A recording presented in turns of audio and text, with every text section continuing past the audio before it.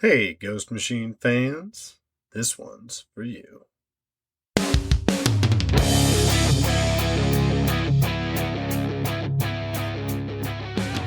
Welcome to the Ghost Machine Fans Podcast, episode 40. This is being recorded on the eve of December 30th, 2024, 2 days before New Year's Day, which means we're just wrapping up the Yuletide cheer around here. We're excited very, very, very much to talk about Hornsby and Halo #1 with all of you. My dear, how are you? I'm not certain if we've talked about it, but I work retail, so I love Christmas, but I am also glad it's over. Adios, Navidad. Yeah, adios Navidad, and we're going to ring in 2025. And we did a reel on our Instagram just the other day, running down all of the titles for the unnamed that are going to be either continuing or releasing in 2025. And we're going to keep doing that over the next couple of weeks for the other 3 universes as well. So make sure to check that out. It's amazing. We've delegated the shout out duties to you. Can you tell us? Shout out. Yeah, we have an amazing shout out tonight. It is Dennis Lehman. I'm pretty sure that's how you pronounce that. Also known as Bounceed _ color artist on Instagram. Dennis was the colorist on the fan-created digital comic that we collaborated on with Cesar Feliciano. If you want to check that out, go to the pinned reels on our Instagram profile.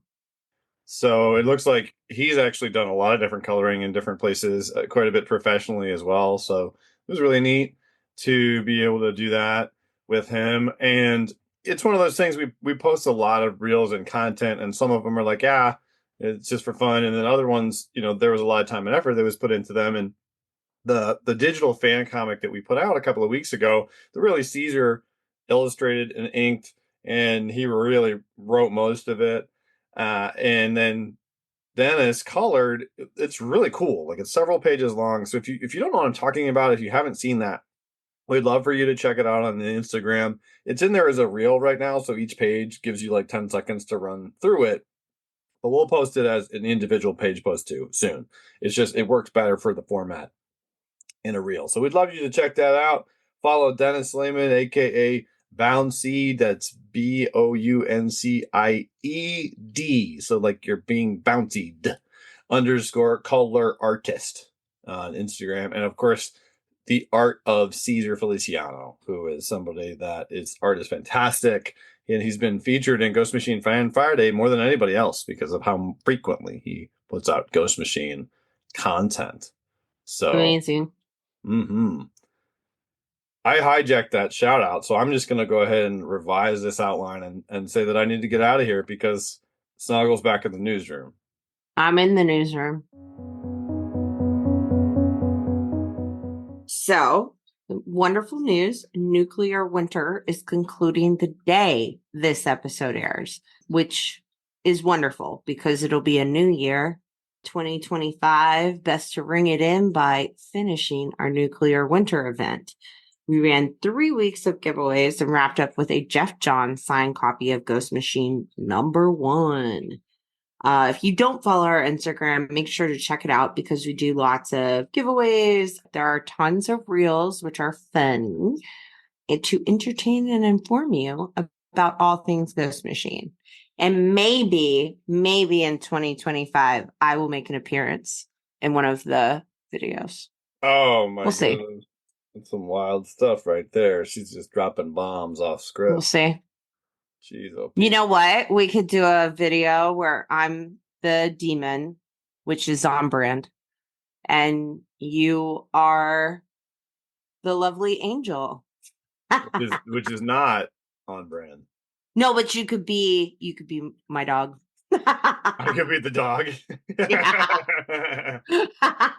Bruce, yeah, Bruce could be the angel. I could be the dog. That's how. That'd be so funny, actually. That's a good idea. Just like in a full costume. Love Yeah. it. Yeah, don't mind that he's a 6'2" dog or whatever, or 6 foot. Just huge. Huge. Huge. We could do what they did in Elf and like use the Yeah. camera movie magic, make you Mhm. look tiny. That's true. We could do that. We'll work on that. And we have the access to that movie magic for that matter. Mhm. So we're gonna get right to it. We have a book to talk about, a premiere book to talk about, a new series Yes. that came out, and it is part of the Family Odysseys yet again. So as a reminder, Ghost Machine fans, that means that as far as we understand it up until this point, this title, Hornsby and Halo, takes place in the same world as the Rocketfellers, although we do not have any indication Of they're crossover. yeah of that they're in, and but Hornsby and Halo did even show up on the big tapestry spread in Rockefeller's #2 when the villainess was scanning and said, check all four realities. So the reason that we are understanding that this is the same universe as Rockefeller's is because when Ghost Machine breaks it down, you've got the Unnamed, which is Geiger, Redcoat, Junker Joe, the Northerner, and First Ghost. And then you have the horror universe, which is Hyde Street and any of the It Happened on Hyde Street events like Devour and Soulless. And then you have Rook Exodus, which thus far is just Rook Exodus, but there's a lot of other characters, and I have a feeling there's going to be more. And that's got another ongoing, and that's the sci-fi universe. And then there's the family universe, right? Which is Rockefellers and Hornsby and Halo. I And think it's really awesome. Like most of the comics that we purchased, there's either a timeline that shows that, or on the back of, for instance, Hornsby and Halo #1 that I have, it has a lovely little showing all four universes and who's in them. right, exactly. Four universes. Visit them Amaze. all. Amaze. Jazz hands. Jazz hands. Very good. Yes. That is a great graphic that they made. Because I Mm-hmm. think that sometimes people get confused, or Mm-hmm. justifiably so to some extent, because if you're getting into comics and there's a brand that makes comics, you would probably think that all the comics within Mm-hmm. that brand would be the same universe. So it's good that they're breaking that down that way. I also think it's good because even though we want to read them all, as some creators have mentioned to us, if not every book is for you, there is something for everybody. Mm-hmm. So did you get a chance? What we have to do before we pause is because we need to run down these covers so that when you run out to the local comic book shop and buy them, you know what your options are. Now, it's been a little while since this book came out, understandably so. We've had a pretty busy schedule every week with different things. So it might be a little hard to find a copy of Hornsby and Halo #1. You may have to settle for the second print, which is one of those really cool yellow and black covers. But did you get a chance to take a look at all of the other covers, Snoggle? I got A in my hand right now.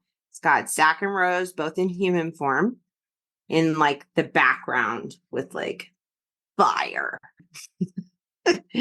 And then it's got them transformed in the front. So she's looking mischievous and he's looking angelic. It's pretty cool. I like it.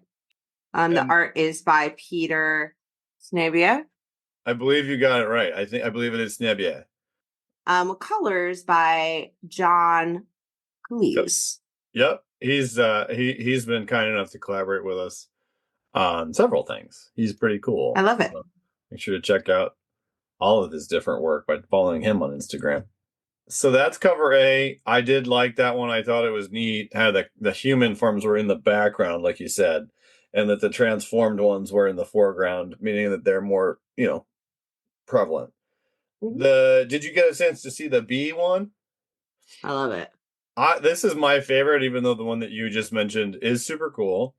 Mhm. This is just the B cover that was done by Yvonne and Danny Mickey with colors by Brad Anderson. And in this one, their human forms are in the foreground with both of their animals in between the two of them looking mischievous. Well, the cat one looks mischievous, the dog one doesn't so much. And then their transformed forms are in the background, and it looks like there's a point of contention, and they're playing chess. So, I yes. think this cover is super sweet. I think it screams Hyde Street, which I love. Yeah, I mean, it's just cool. I think the chessboard is because it's obviously a battle between good and evil. And, they're going to probably be playing a very long game of chess. Okay. How about that C cover? The C cover in this case is a 1 for 25 retailer incentive variant. So a retailer Mm-hmm. had to order 25 to get one of these. And Mm-hmm. this one is by Dave Johnson. It looks like it's a yin yang with them in the yin yang, which is fitting, right? That's pretty cool. Yeah, you remember in like the early 2000s when yin yangs were like very cool. Oh yeah, they were really cool. I never Did got you one ever so have a cool. friend that you had one side of the yin or the yang for like a bracelet or necklace? No, I didn't have a lot of that type of jewelry. I'll be fair. I'll admit that. That's understandable. But I know what you're talking about. So that was a neat Mm-hmm. one. Not too familiar with Dave Johnson, but dug that cover by him. And there is a D cover. The D cover is a 1 for 50 retailer incentive variant by Brad Walker. And Brad Anderson did the colors for this one too. Brad Walker did the pencils and the inks. It's Brad cool. Walker is pretty awesome. Uh, Yeah. if you see any of his other work. So yeah, that's a really neat. I just liked how the logo's in the middle. I love that. It's the details but like all of it being in the middle. Oh, love it. Yeah. It's a really cool one. So the Good. logo's floating in the middle, tilted to the side because each of them is coming from the upper right corner and the lower left corner at each other. It's very immersive. Mm-hmm. And last but not least, friends of the show, Buy Me Toys and Comics in Mishawaka, Indiana, are Waka waka. they have a retailer incentive cover for this book, as they have for several other Ghost Machine launches, if you recall. And this one was done by Gavin Smith, who's also done some, I think, the other ones for them as That's well. a beautiful cover. It's really neat. It's the two Mm-hmm. of them fully transformed. I really like the color on that. I was curious to see how he did the color. It does not look digital to me. It looks painted, but Mm-hmm. really cool, really cool. And shout out to Gavin. He's been kind enough to be supportive of us quite a bit online Mm-hmm. as well. So make sure to check out Buy Me Toys and Comics in Mishawaka, Indiana, and get their exclusive Yes. cover. So we can't go any further. You know that there are all these options for you to go out and put your hot little hands on this particular comic book story so that you can read it. So we have to do something before we go any further. What is that we must do? We must stop everything. Everything. And again, it's going to be New Year's Day when this episode comes out. So hopefully you already have it. But if not, maybe a fun little New Year's Day trip. Make sure your comic book shop is open. I'm pretty sure it is. And you can celebrate by getting Hornsby and Halo #1, ring in the new year. But you gotta read it. We'll be here waiting until you're done, and then we can deep dive together so we don't spoil it all for you. We're going to dive deep Mm-hmm. for sure. So this is our official spoiler pause for Hornsby and Halo #1. All right, we pause. We're here. We need to know who the fantastic Ghost Machine creators are that are responsible for this fine work. Snoggle, are you able to tell us about these people? I'll do my best. It was written by Peter Tomasi. Our art is by Peter Debia. Snivia. Colors by John Cleese. And letters by the king of letters, Rob Lee. Probably. So I'd love to just have a general first impression discussion from you, Snoggle, about this book, because I feel as though we see the child, demon, angel thing somewhat frequently in a lot of the content that we choose to digest, especially like supernatural. There's so many different things that do it, but I can't think of anything else that does it like this at all. Like I can't think of anything else where the children are not hybrids, but they're placed into mortal households. Like that circumstance is super unique to this.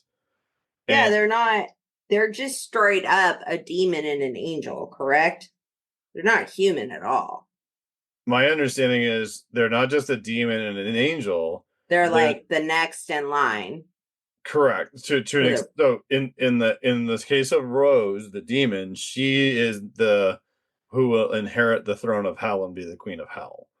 It in terms of Zach, he's one of like the top like I type of Archangel. angels. Yeah, like he's the thirst host or whatever, like the top. Yeah. But in both cases, like very high profile people that have to be utilized to create a peace, right? Because the whole point of this is to end this conflict that has just been tearing up heaven and hell for eons.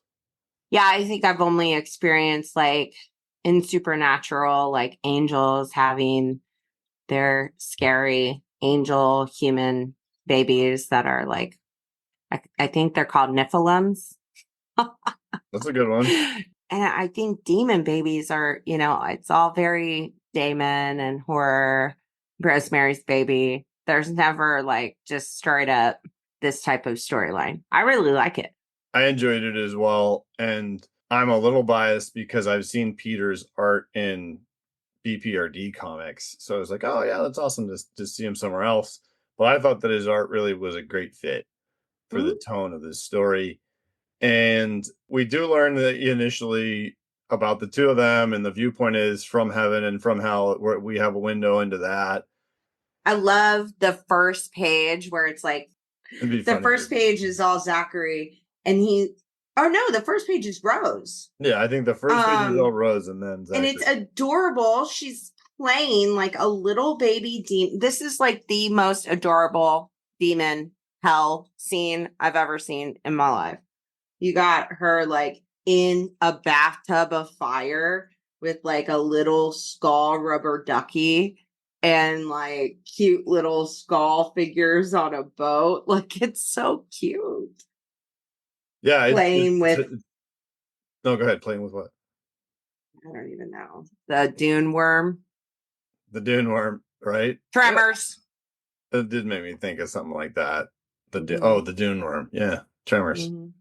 Yep, It's just cute. it is, and I like you can sense the tongue in cheek nature of that, right? Like there's still Mm-hmm. this affection between these deific, literally deific beings and their parents in these moments, and like even the mother demon is like kind of annoyed by like the innocence of it and like having to deal with it, but it's like whatever, you know. I'm interested to know later on what it's millions of soul dead on both sides. Is that just like all the way dead?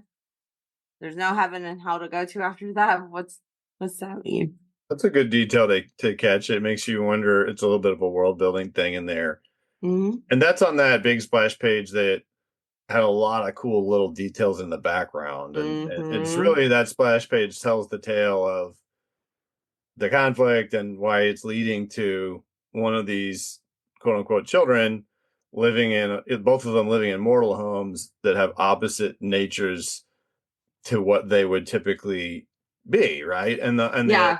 idea behind that is because they're royalty or whatever, like high level people in these realms, if they can be sent to this place and change or work together or become whatever from a very early age, then that can continue to broker this peace, presumably between heaven and hell.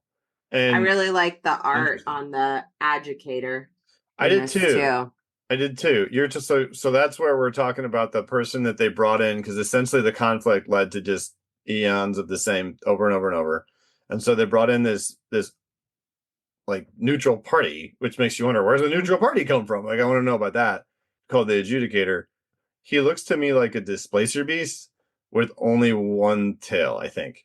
But he looks like because he plods along, right? Like he looks like he has some feline features as he's walking up to them.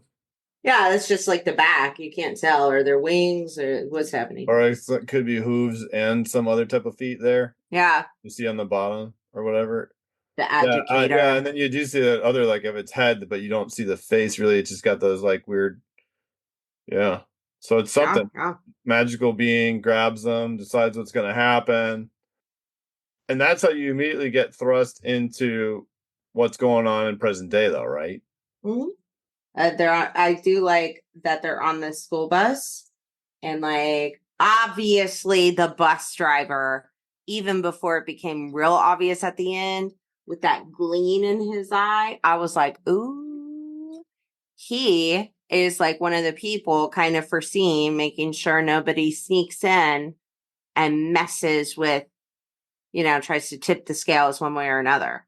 Because he knows both of their birthdays and they're the same day. But just that little gleam in the eye, like what a fun like hint. You're talking about the bus driver's eyes and the way that they glow gold, right? Mhm.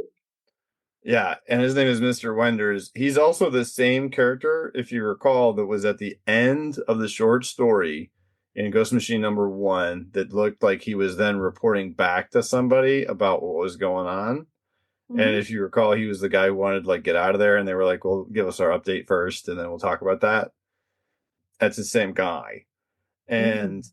so they do use that also as a way to show us like, hey, they have the same birthday, but for some reason he knows her birthday and his birthday. But we do learn a little bit more about them because first there's a page that's all about Rose on the bus, and there's a knucklehead behind her that says, "I didn't realize Miss Goody Goody Rose was such a good artist," because he observes her sketching.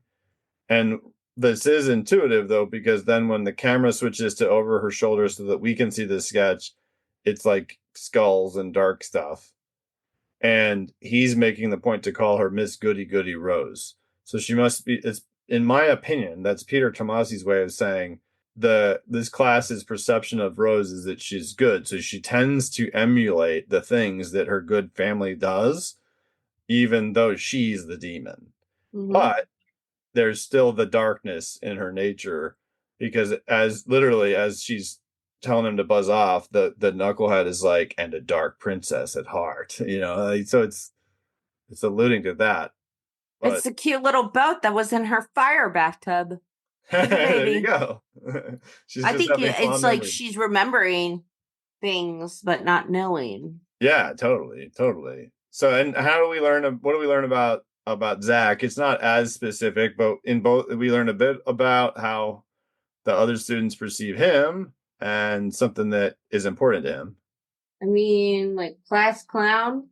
Class clown or cool guy, they never really pin it down necessarily, but Mm-hmm. you know, because he did catch that ball in that game too. He also snapped back at the bus driver. Well, he's sticking pretty far out there though, right? And then you see, Yes. and it's he's trying to fly like the birds are, and Mm-hmm. for Like all when he intents was and the purposes. baby. Well, that and in the baseball game, if you remember in the baseball game, he flew up to catch that ball, and then like you said, Wenders scolds him, and then we see him acting like his family, right? Because when he's trying to Mm-hmm. fly out the window, it's kind of him being angelic. But then when he snaps back at Wenders, which he says, "How about you keep your eyes on the road, Wenders?" And that's atypical behavior of someone who's angelic. And it continues, right? It continues to the point where the bully guy who was giving Rose a hard time snags her book, her sketchbook, and is running all around with it. He hands it to Zach to try to tell him to toss it out the window. And so Zach, this is to me where there's so much of this cool nature nurture, like pay attention. This implies this and that in this scene because he's like, okay, I'll do the bad thing with the bad kids. And then he realizes, like, he pauses and he's like, oh, okay, Rose, here you, and he's going to stop. He realizes what he's doing is not the right thing to do. But by then it's too late, and the pages of the book have begun to fly out the vehicle, and it's so bad that he decides he's gonna Mm-hmm. try to help, and all that. But she gets off the bus, and when she gets off the bus to go to the Hornsby Warwick Community Center, this is an important little detail Mm-hmm. that he tells her happy birthday, like we were talking about. Mm-hmm. And just to note, really quick, the Hornsby Warwick Community Center, her last name is Hornsby. Like that's the extent to which her family is involved with the community, which we found out more in a second. What was really cool to me, right before he tells him happy birthday, he says in quotes, "Don't follow leaders, watch the parking meters." And Zach's like, "Huh, what?" And Wenders says, "It'll make sense one day." And that is a lyric from Subterranean Homesick Blues by Bob Dylan. And it's typically referring to civil rights struggles and things of that nature. But I'm curious to see how it comes into play because Wenders knows Mm-hmm. what he is. So there's got to be a connection there. And I would wager to say that Mr. Tomasi is a Bob Dylan fan. Rose goes into the community center and remember everybody, Rose is the demon. Rose is going to be the next queen of hell. And then what does she walk into in the community center that's named after her family? Surprise birthday party. I mean, I don't think I've had some cool birthdays, but this is like picturesque, right? 2-tier cake. Double tier cake, pretty neat. Whole bunch of candles on it, very picturesque. Now, what's neat, I've read this comic a couple of times now, and I picked up different details each time. I picked up that it was a community center the first time. I didn't realize that it was related to her family until the second read. And in the second read, I also realized that this group of people that are celebrating look like they're from all over. And they all look so jolly. They do, and so we get the impression later that like some of these folks are like without a home, so they stay there, or some others they volunteer there, and so it's quite the wholesome group that's there to help celebrate her birthday, and it's just like this room filled with love that we get an Mm-hmm. awesome counterweight to. I wouldn't say awesome in like the positive sense, but it really sets it up well. There's all this warmth. The colors that John chose to use in the birthday scene are all warm colors. Did you notice that? Like there's lots of tans, lots of oranges, Mm-hmm. lots of yellows, lots of welcoming colors that a group that it's love. Even Rose's face has a tint on it on one page where she's blushing because she's so happy. And then we get this awesome gear shift to a scene At of a funeral home. right, the Halo funeral home, right? The Halo funeral home. And it's the same thing. It's like, ooh, parallel comparison. Because it was a community center of goodness. This is a funeral home. A Not the community funeral center which brings life into the community. A funeral home, which literally is how people leave the community. for sure. And by no means, I think there are plenty of wonderful funeral homes out there that do not emulate these Yeah, terrible but people. nobody wants to go to a funeral home No, no, and ever. I think the people that run a good funeral home know that, and that's why they probably Mm-hmm. accommodate that. But it's a parallel, right? So we see, okay, she went home to where her parents work, and it was a community center. He goes home to where his parents work, and it's a funeral home. And his gift is a cupcake, a $10 bill, and a note, not a card, just a note that says, "Happy birthday, Z. Use the 10 spot for pizza and ice cream. Crazy day today. Two More wigs and a funeral. Love, mom and dad." more to come too, but that's like so insanely cheap for like when we are about to see his parents and know some of the sneaky sneaks they are. Like they're like, here's $10. Right. Well, that's because they're supposed to be evil or whatever in nature, Yeah. demonic in nature. Mm-hmm. So he eats his cupcake with his kitty cat. And we do know from their Mm-hmm. biographies in Ghost Machine #1 that the animals are thousands of years old. So we do know there's going to be more that comes of that, but we don't know more than that right now, so we won't focus on it. What's interesting is that Rose goes to take the trash out, and because it's a community center, they have a clothing donation bin out back, right? Mm-hmm. And then there's this dude with a van that says Jerry's Thrift Clothing. And he's doing what? He's stealing clothes out of the donations that are like free for the Hornsby Center for them to give to members of the community. And he's using this hanger to pull stuff out of the clothing donation bin so he can then take it to his thrift store and sell it. Mm-hmm. So yeah, it's super reprehensible, but it's an opportunity for the creators to highlight her nature changing because of her environment and how she's being nurtured. Because when she sees it, she has no bones about it. There's no infernal queen coming out here. She's like, those clothes are for people in this town who don't have them. And he gives her a hard time. She sticks the dog on him, and then he scrams after a brief scuffle. And I think it's really neat because in her case, she has to defy her nature. Although we haven't really seen her nature be anything evil. It's more like just those sketches, right? But it's still showing us like she's being affected by her environment in a quote unquote positive. Well, and she doesn't, I mean, they don't know that they're a demon and an angel until the incident. The incident, yeah, we're gonna find out about because on their 13th birthday, it's like, boom, powers. Right, and this is their 13th birthday. Mm-hmm. And then we keep the parallels going.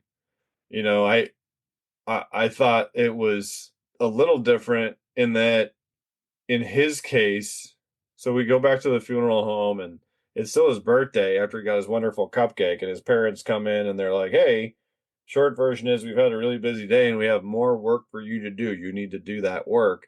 In his case, he was trying to fix the necklace on the deceased person to make it nicer. And then out of nowhere, a bumblebee comes out of the bushes and she freaks out. Mom freaks out about how she's potentially going to get stung. And he's saying to kill it. He's like, no, they're basically endangered. It lands on him and he releases it to be free. And there's some more negative back and forth about, additional work that his parents want him to do. And it's terrible. But what I really want to point out is that in the case of the evil creature in the positive environment, the evil creature is doing the right thing. In the case of the good creature in the negative environment, the good creature is still doing the good thing. So what this is implying is that a positive environment nurturing something bad can make the bad thing good. But that if something is inherently good, no matter how negative the environment, it will remain good. It's interesting because he's obviously like, okay, it's his birthday too. Let's be very clear that his dad, first of all, I do think it's kind of funny. He calls him Dr. Doolittle. Head downstairs and mop up the prep room.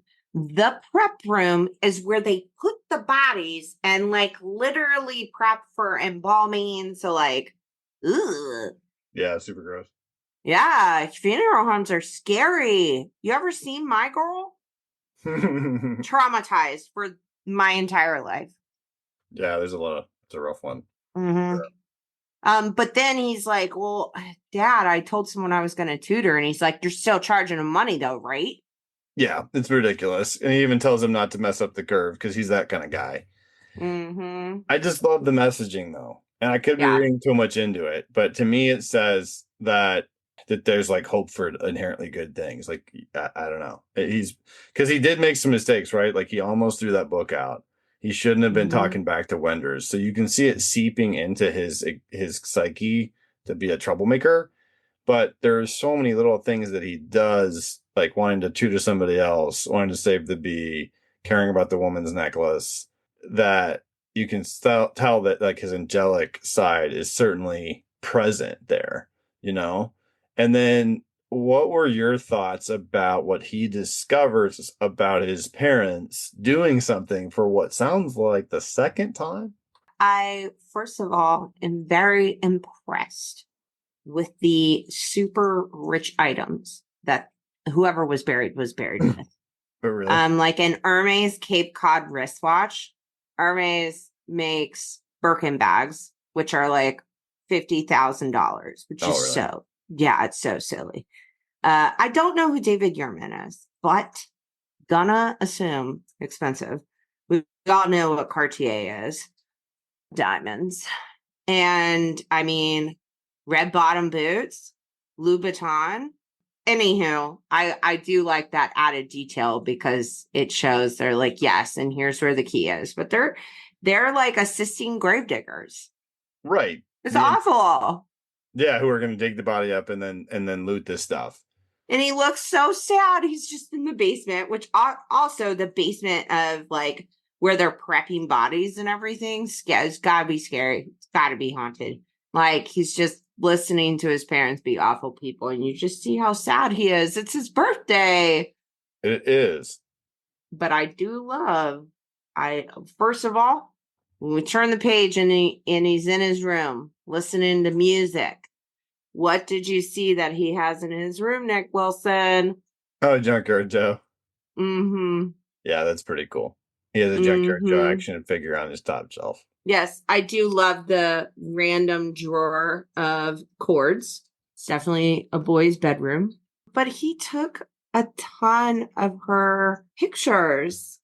Those are definitely the pictures that he was able to recover, the ones that ended up on the tree, and they have tape on them. So my read of that was further indication that he wants to do something positive and helpful, but that also he's like wondering, why did she draw this dark stuff? Because one of them is even like straight up a portrait of her mom. Yes. And people on fire. Yeah, people on fire, lots of crazy stuff. So there's another interesting detail here. He's got a cassette player that he's listening to. Like you can definitively see it as a cassette player because he has an additional cassette outside, and then it just doesn't. He's just got kind of random stuff in his room. I was thinking that may be meant to indicate further, like that they don't support him or something. You know, like that they just give him crap. They give him barely anything at all. So he's got like an old cassette player. I would agree with that because at first it made me think timeline.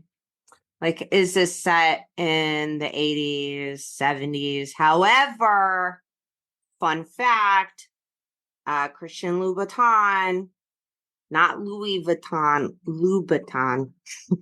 Yeah. Started in 1991. So it has to be after 1991. Yeah. And in Rose's birthday party, it looks like her mom's taking a picture with a smartphone. So, but I mean, that's still very telling. It's like, yeah, just give the kid a cassette player that's 30 years old or whatever. So who knows? Yeah. Like it? Yep. I want to know what song he's listening to. Yeah. Well, actually, you know, she's got a beautiful wireless headset deal, like Bluetooth thing. So that is, and with like kitty ears that are kind of like horns, though. I do think that's cute. It's supposed to be like cutesy, like kitty. Yep. She's the devil. And so then the whole book takes a turn because then we get this dark and stormy night situation going, right? Oh yeah, but you see them both go to sleep in their respective homes, operating from their bodies. Oh, that's right. So each of them, it looks like Rose has some sort of red fiery thing coming out of her, and he's got some blue glowy thing coming out of him. Slightly silhouetted. We're like, what's about to happen at Mount Hope Cemetery? Bad guys. The bad guys that Mom and Dad Halo were talking to, right? Because they are our resident grave diggers. And you hear them talking for a second, like verifying, yeah, what they said was true, blah, blah, blah. And then, out of nowhere, there's this angelic being that lands near them and looks like he's ready to stop them from robbing from the dead because he feels that it's lower than low. Yeah. He goes, tisk, tisk. Yeah, and he has a sense of humor. Yeah, he does. I do think, you know how he breaks off that sword from the angel's hand in the cemetery? Well, I think part of it is that the statue holding the sword isn't a statue of an angel. It's a statue of like Michael the Archangel. And then it gives them the opportunity to land on the next page and say that there's nowhere to run from an avenging angel. Yeah, it looks really cool. ultimately though, there's something like more to this, right? Like this is not, this being is not acting like a 13-year-old boy who's wondering what the heck is going on. This being is acting like a being with purpose and a sense of humor. Like as they're running away, he says, "Hey, hold on, I'm just trying to save your immortal souls." Zach Halo doesn't know what's going on. So even though that's Zach Halo transformed or whatever, he wouldn't say that. So like there's an additional consciousness or whatever that's involved. You know, he even says, "Thou shalt not steal if thou isn't able to move your legs too fast." Like everything is childlike and fun that he's saying as he chases them with this sword that he ripped off of another statue. So I mean, what is that? Does that mean it's somebody else? Or it's like his immortal self? Or like, you know what I mean? Yeah, I do. I don't under I have more to say. So it's like he's like the only place you idiots are going is, and the moment he steps on the cemetery thing, does he get struck by lightning? Yeah, it does appear. It is rather distinct. So he lands outside the Yeah. cemetery. They get past the gate. He's going to pursue them further with sword in hand. And as soon as he breaks what appears to be the barrier, which is the gate, he gets zapped by lightning with an awesome Rob Lee ZK RAKOOOM. I also think it might be because he was going outside of his like really intended nature as an angel. I think he was going to hurt them. So, okay, so you don't think it's where he was, you think it's what he was going to do. Oh yeah. I That's a think he cool. I think he got thunderstruck. You know, I hadn't thought of it that way. And the only reason I hadn't is one of the bad guys says, "Relax, whatever it was, we got this stuff," and left it crispy fried on the gate. But, you know, he doesn't say he couldn't get past the gate or whatever. And I feel as though if it was the gate, that it would have been more specific. So I think you're right. It's like he's being stopped by a force beyond. Mm-hmm. I do. I think he got stabbed because guess who sweeps in and finishes the deed?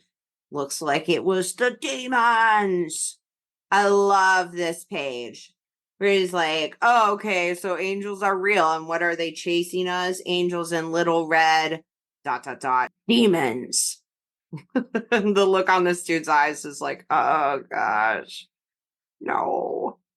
Right, because it's literally another a similarly like sized and natured looking demon instead of an angel. Now, this is all we see of the demon though. This is all we see. We That's all we don't. see. We don't know what happens to the bad guys. I love how we turn the page. And for the remainder of the book, it is like them side by side experiencing the same thing, but different. So I need to point one thing out before we go into the details. The way they drew the cat sleeping is so adorable to me. I cannot handle it. It's cute. Maybe that's the personality that was in there. Because you're no, that's hilarious, but like you know, there's a point that they're really making visually here that both of the animals are asleep with them. So it is possible that there's some other deeper connection or whatever. But Yeah, we'll see. Maybe they're part of making sure. We know that they are part of it, that they're not a true cat and dog. Cat right. dog, cat dog.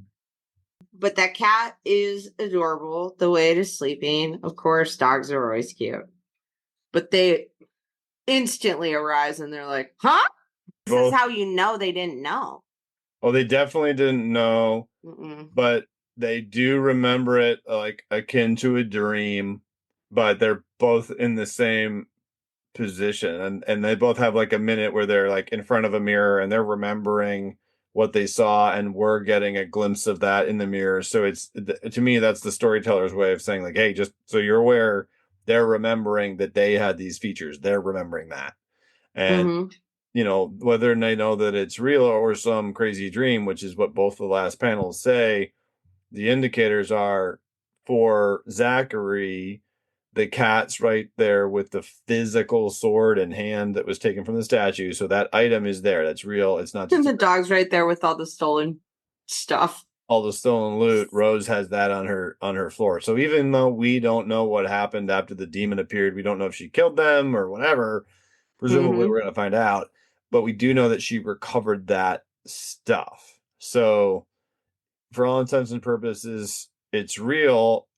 Definitely leaves me in a place where I'm like, I want to understand this better. I've always been a fan of like a cult type of content like this. Like we start talk one at the beginning of the episode, we mentioned supernatural things like Lucifer and other DC Vertigo titles are good examples of that as well. And I don't know if I've mentioned this on the podcast before, but I typically read comics more like in 6 issue blocks. I'll buy them in a trade and stuff like that. And we don't do that for Ghost Machine because we love to talk about the books right when they come out and we want to be able to deep dive each issue.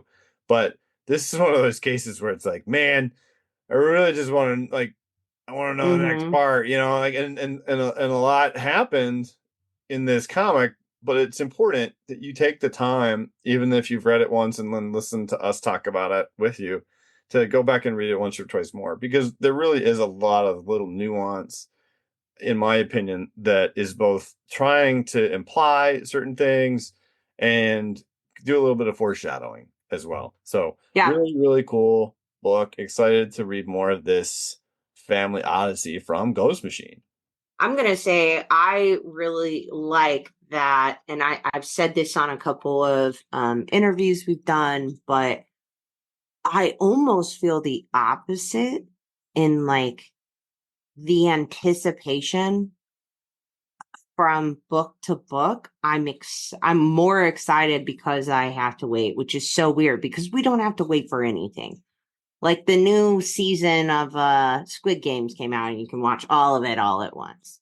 People are baffled when they split up Stranger Things into two different seasons. Like, how dare you give me it all at once so I can watch 8 hours of television without sleeping? But I like it. I think it's a break from the norm. I'm finding a lot of joy in being able to have it unravel for me. I do think some of the like surprise things that have happened in the moments are more exciting when you have to like wait for the next book to be like, huh, what happened? I don't know. I think it's cool. For sure. There is a really cool listener mail question that we got. Would you like to read it? It's a two-parter. I'll read the first one. You read the second one. How All right. about that? Good. Now, this is from Matthias. Hey, Ghost Machine fans. I have two questions for you.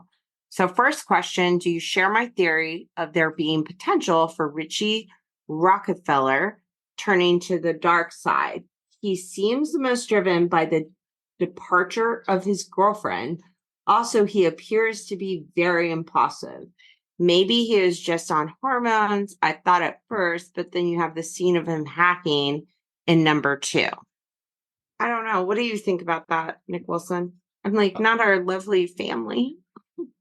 Well, in both issues, we've seen him do something that's like troublemaker oriented, right? But Mm-hmm. it's troublemaker oriented, but also requires a certain aptitude. Because in the first issue, he created that tsunami thing that made the big mess and made the pool go everywhere, Mm-hmm. like a technological marvel or whatever. Mm-hmm. And that also made us understand how techy and stuff he is. And the what Matthias is talking about is how in issue 2 he talks about how he's hacking and he's trying to get things, and we don't know if it's data or if it is money or something else. But we theorize that it is data or money, and he is doing something illegal and stealing. He's also made a point of saying that he feels like they don't have nice enough stuff. Like he doesn't have a big enough house or a big enough pool.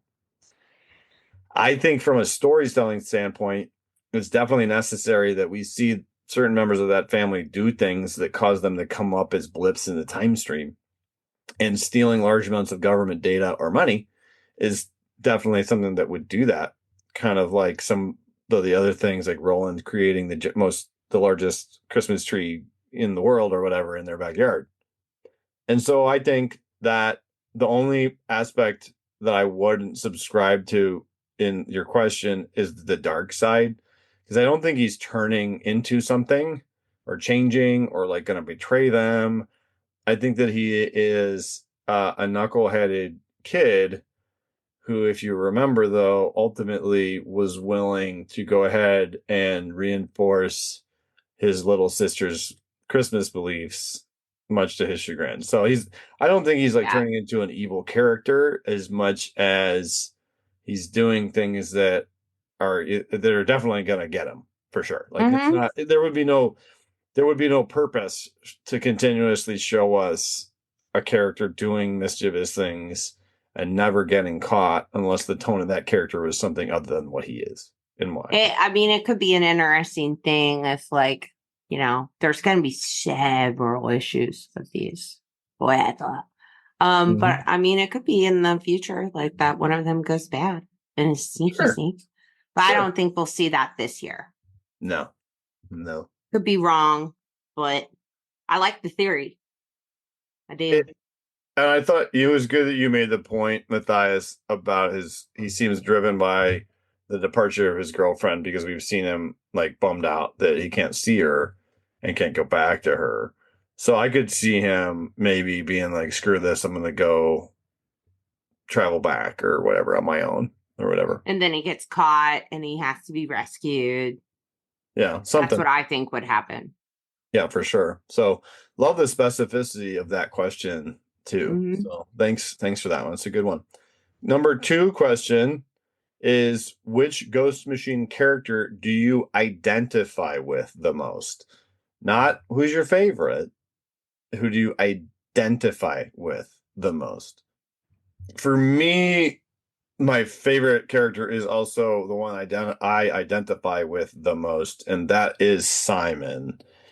And the most recent issue of Redcoat reinforced that for me even way more. Number 8, which is super fun, and we're excited to talk about it. But at the end of the day, I identify with him the most.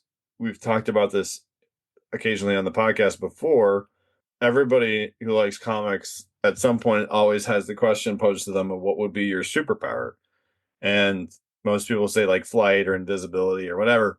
And mine would always be immortality. And the reason I always wanted immortality was because I felt like if I had immortality, then I would have all the time in the world that I needed to screw things up and take all the time that I wanted and basically squander it, which is what Simon does for literal generations until he seems to be coming out of it and changing. And he's just such a deep character.